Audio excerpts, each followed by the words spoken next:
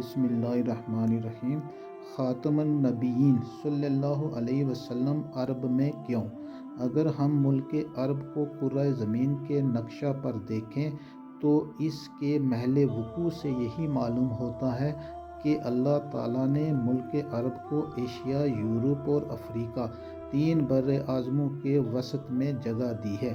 اس سے بخوبی یہ سمجھ میں آ سکتا ہے کہ اگر تمام دنیا کی ہدایت کے واسطے ایک واحد مرکز قائم کرنے کے لیے ہم کسی جگہ کا انتخاب کرنا چاہیں تو ملک عرب ہی اس کے لیے سب سے زیادہ موزوں اور مناسب مقام ہے۔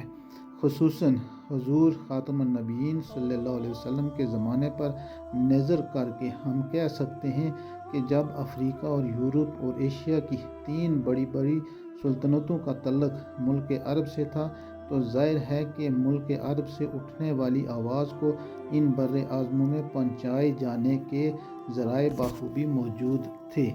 غالباً یہی وہ حکمت الہی ہے کہ اللہ تعالیٰ نے حضور خاتم النبیین صلی اللہ علیہ وسلم کو ملک عرب میں پیدا فرمایا اور ان کو اقوام عالم کی ہدایت کا کام سپرد فرمایا۔